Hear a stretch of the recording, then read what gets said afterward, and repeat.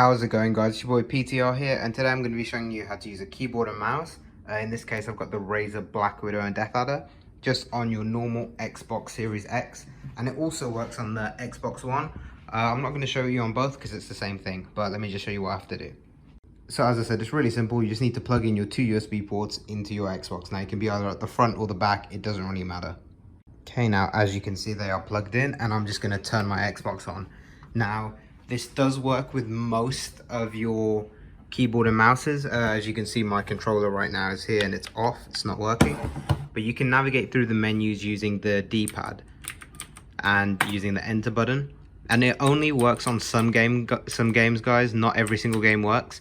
So certain ones work, like I know DayZ works, and I also know Call of Duty works. But I'll put a link in the description, or I'll put a pop-up now of what other games work with this.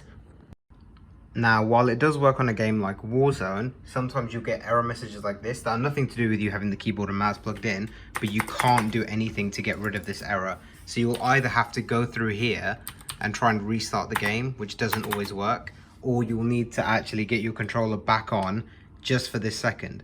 Because once your controller's on, then you can get out of that one, and then you can get into the actual game menu. So we'll let that load. You'll still need your controller for this part.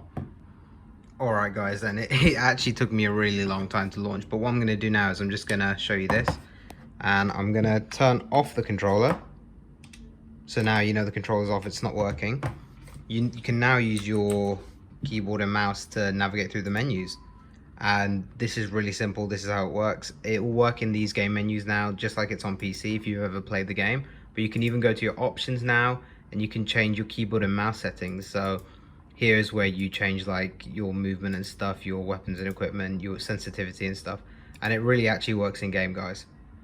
Okay, so I'm not going to waste time going to a full Warzone game, but as you can see, I'm just going to put my finger on the W key.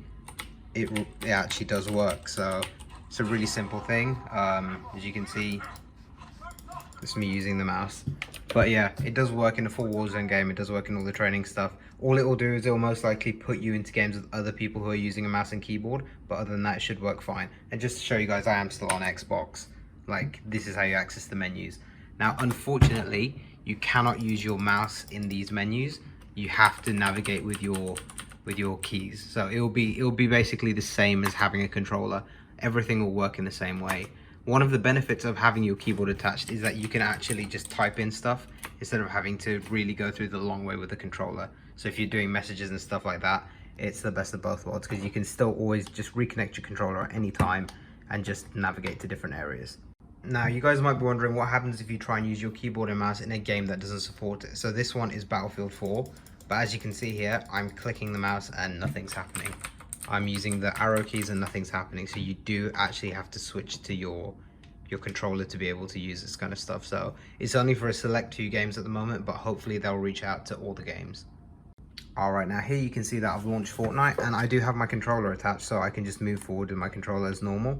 But then as soon as you want, you can literally just switch to your keyboard and it does the same. So in certain games like this, it lets you just switch around, so that's always a great option to have.